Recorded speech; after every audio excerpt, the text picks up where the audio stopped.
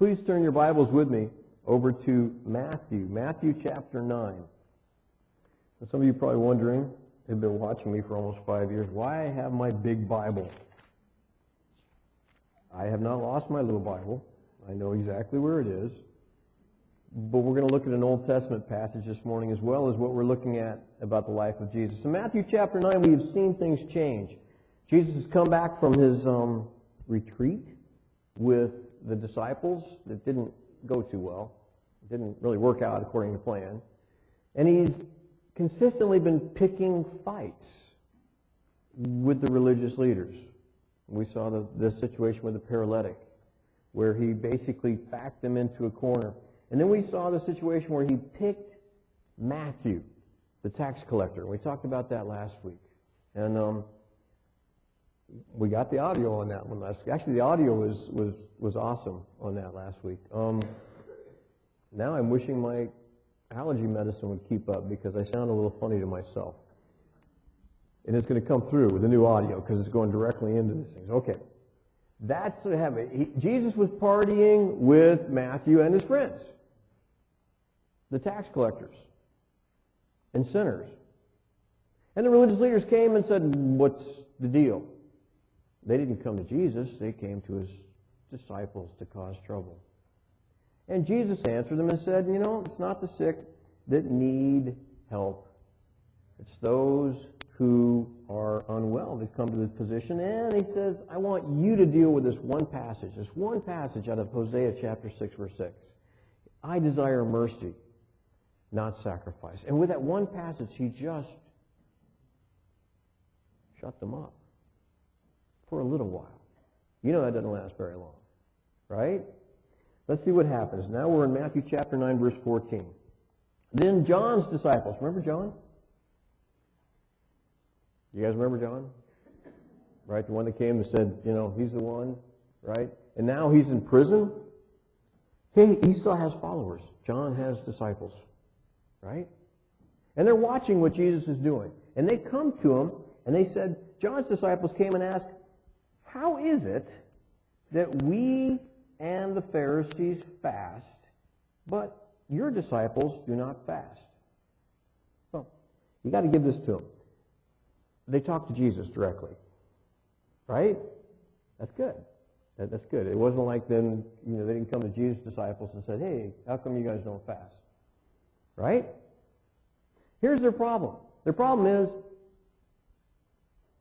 we don't get it. We fast, because John would fast. We fast. The Pharisees, they fast. What's the deal? All right. We're going to go ahead and read this entire, and then we'll come back. Jesus answered, how can the guests of the bridegroom mourn while he's with them? The time will come when the bridegroom will be taken away from them. Then they will fast. No one sews a patch of unshrunk cloth on an old garment, for the patch will pull away from the garment, making the tear worse. Neither do men pour new wine into old wineskins. If they do, the skins will burst, the wine will run out, and the wineskins will be ruined. No, they pour new wine into new wineskins, and both are preserved. Interesting, fascinating passage. This one's heavy. I'm going to set it down for a second. Fascinating passage. The disciples of John have trouble with Jesus, because it appears that Jesus and his disciples are always having a good time. They're feasting, they're eating, and they're not fasting. And it just doesn't seem right. So we're going to ask, how is it? Why? Why don't you guys fast? Now, this gets us into the world of fasting. Maybe you have some information. Maybe you got some experience in this world. Maybe this is a new concept to you. Here's some things about fasting. It was never commanded in the Old Testament. It wasn't part of the law. Okay, it was something that just got added on to. And the idea of fasting is you would get God's attention by not eating. Right? I mean, it worked with your mom, didn't it? You haven't eaten anything on your plate. What's wrong? And then it would work with God. You know, what's wrong? Get their attention, and you can ask for something.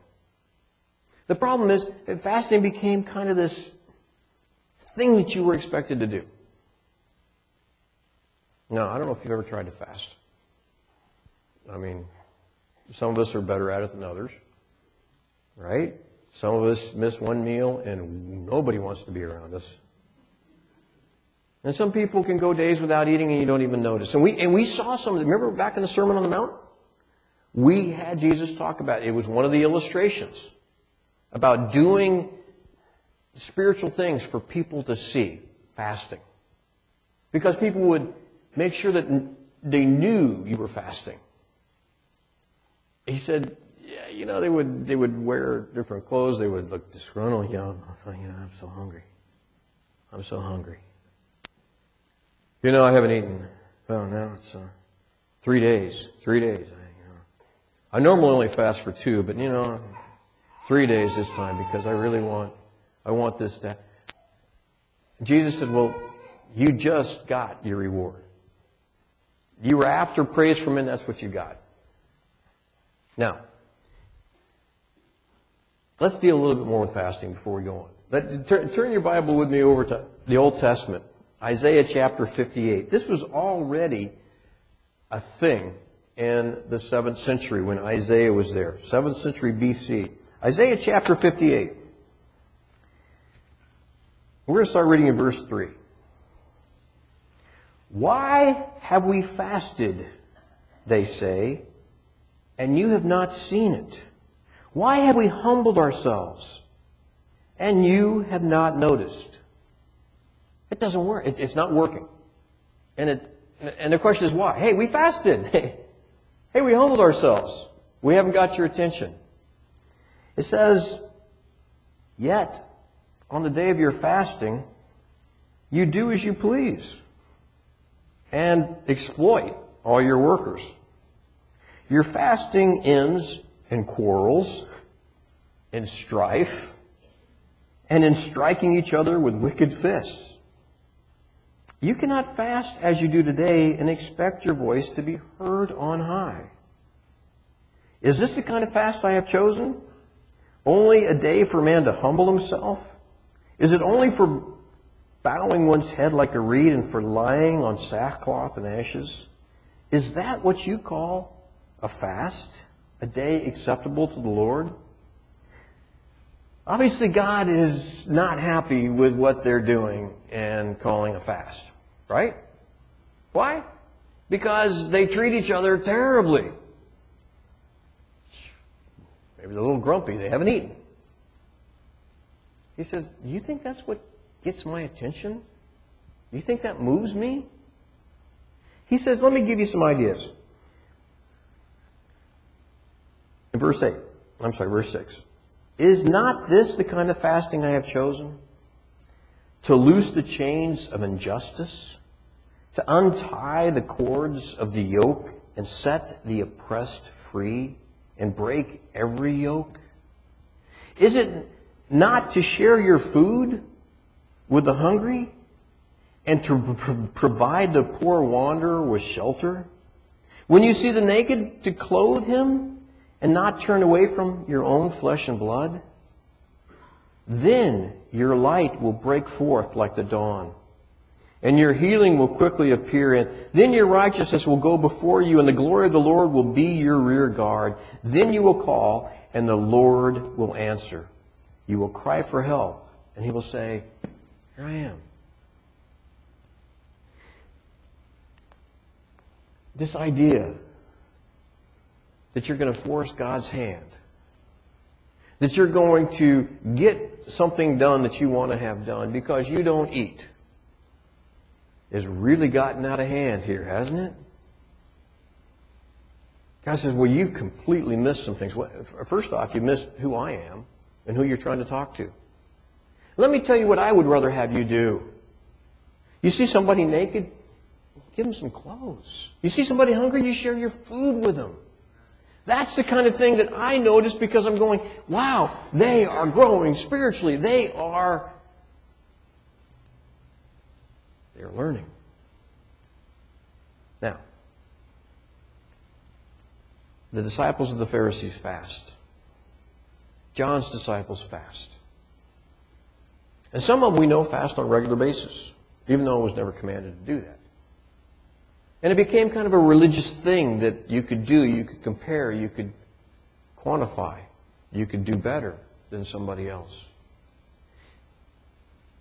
They wanted to know, Jesus, how come you have not incorporated this in your ministry? Why aren't you guys fasting? It seems to me like they're always eating. Seems to me like they're always having a good time. Now, last week it was because they were having a good time with the sinners and the tax collectors, and they still are.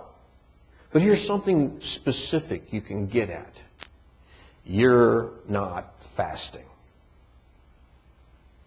And Jesus said, well, there's going to come a time when they probably will fast, when I'm not with them. The biblical idea of fasting is that you care about something so much that you forget to eat. Now, if you don't believe in this, you go to the hospital. You go to the hospital and see the people that are there with somebody who is sick or in an accident. And you ask them, when was the last time you ate? And they say, wow, I had breakfast yesterday. And you say, well, why don't I stay here and you go on down and get some lunch?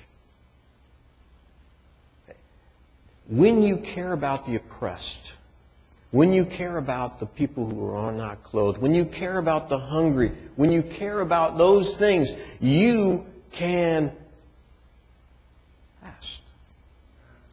You can. Now, Jesus said, I've got to tell you something, though.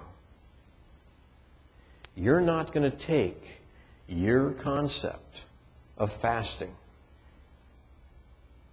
and stick it on my ministry. You're not going to do it. And then he gave him the analogy of the cloth. Remember, and this is tough for us. And I have to, because we go down, we buy our clothes cheap clothes. We don't have the same concept that they do of how expensive a hand-woven thing was and how you take care of it. We don't even patch things anymore. Right? Remember as a kid, you had the patches in your jeans because your parents didn't want to buy you a new pair. Why? Because you would just rip them. So we just patched them. And then that became a look. And everybody wanted the patched jeans. And now people want the ripped jeans. There's no accounting for fashion. Okay, all right. All I'm trying to say is we don't think about clothes the way they thought about clothes. If they rip something, I'm not going to look down at my garment anymore because there might be a rip on it somewhere. If they rip something, they would patch it. And he told them something that all the wise women know. You don't take something that's not been pre-shrunk and put it on something that's been washed. You patch the hole with that. It gets wet. The patch shrinks. It rips that hole even bigger. Makes it worse, right? All right, we understand that analogy now. Here's the other one. We don't use wineskins. When we buy wine, we buy it in boxes. No, we don't.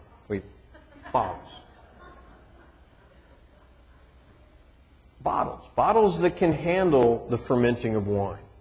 Well, they didn't have bottles. So they learned to sew skins together and to keep the wine in there and let it ferment. And when it fermented, it expanded. And the wine skins had to be able to take that expansion. Right? Because wine wasn't cheap. But if you put new wine in an old wineskin, It was hard, crusty. I'm waiting to use that word, crusty. Okay. Hard and crusty. And it expands, and it doesn't have the expansion, and it tears, and then you've messed up the old wineskin, and you've lost your wine. And what a drag that is, right? Okay? Now we know the two analogies. What is Jesus doing with them? You're not going to take your little bit of religious stuff and try to impose it on my ministry. Why? Because it'll ruin both of them. What Jesus is saying here is that you can ruin what I'm trying to tell you. You can ruin it. On the front of your order of worship, we thought about this in the office this week, and we came up with this idea of a tire. Okay? I mean, tires are important to us, right? And they're not cheap. I'm going to have them buy tires. And you get a flat tire, and you go, oh, man, and you take it down, and, oh, we found a nail. Oh, we can fix that. Plug that baby up and reuse it. All right. Saved you $50, $60, right? And now you're safe. You're on the road again. But if you blow out the side of that tire, you can't fix it. It's not good for anything. Except now you got to pay someone to take it away. Right? When they thought of ruining clothes and ruining wineskins, we think the same way if you ruin a tire. It's not patchable. It's not fixable. It's not something you can just say, oh, that's no big deal. What Jesus is saying is what I'm teaching you. What I'm teaching you about God, you cannot patch together. You can't take your concept, John. You can't take your concepts, Pharisees, and say, why don't we just add them on to Jesus? Why don't we just kind of make a hybrid between the two and we'll just kind of get it all together and we'll all feel good about that? And Jesus said, no, no, no, no. It'll ruin both of them. Now, our friend, the author Luke, adds another line on there that says, and people who tasted the old always say, the old is better. I like the old better. They wanted Jesus to fit into their worldview. They wanted Jesus to fit into how they did things. And yeah, we can massage it a little bit and we can change some names about some things, but we'll just kind of just make it. And Jesus said, no. You can't do that. You cannot. Now, how does that flesh out for us? Sometimes we want to add a little Jesus to our lives, don't we? We just add a little Jesus to our lives. We add an hour and go to church. Maybe not every week, but every now and then. But we just add a little bit of Jesus to our life. And we'll say a little prayer and be thankful. Sometimes we just kind of add a little Jesus to our life and it makes us feel good. And it comes up certain parts of the year like Easter and Christmas and it feels really good and we'll just, we'll take that. We'll take that part and we'll just kind of add it to our life. And then we can call ourselves a Christian.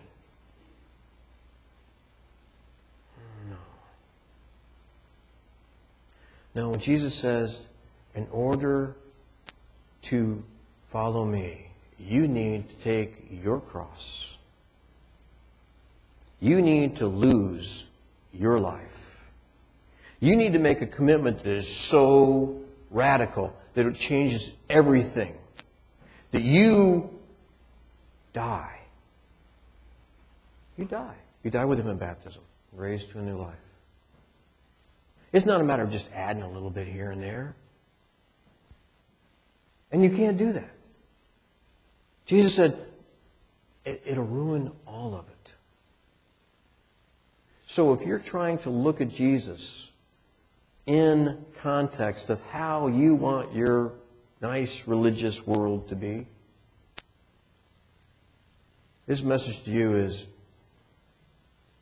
don't do it. Don't try. Don't try. What I have is completely different. What I'm telling you is completely, utterly, thoroughly, awesomely different. So very different that you can't combine the two. So if you're just trying to add a little bit of religion, add some stuff that'll make it look good to other religious folks. You know, whether it's church attendance, whether it's giving, whether it's fasting, whether it's prayer, whether it's Bible study. You just want to add a little bit of that stuff. You see, you're going to ruin it. You're going to ruin it. It's all going to be ruined. It is not like anything you could come up with. And the commitment He's asking of you and the commitment He made to us is not like anything that we would have come up with. We wouldn't have said, oh yes, by the way, you have to die. No, we would not have done that. We would have said, oh, well, okay, 30 days of fasting, a year, we can do that. No. Jesus wants to take you and make you a new creation. Continually make you a new creation. He wants to take away your heart of stone and give you a heart of flesh. He wants you to be able to feel the love that God has for you. He wants to be able to feel that forgiveness, that acceptance. He wants you to be changed to the very core. And if you just want to add some stuff, you're in a different world than Jesus.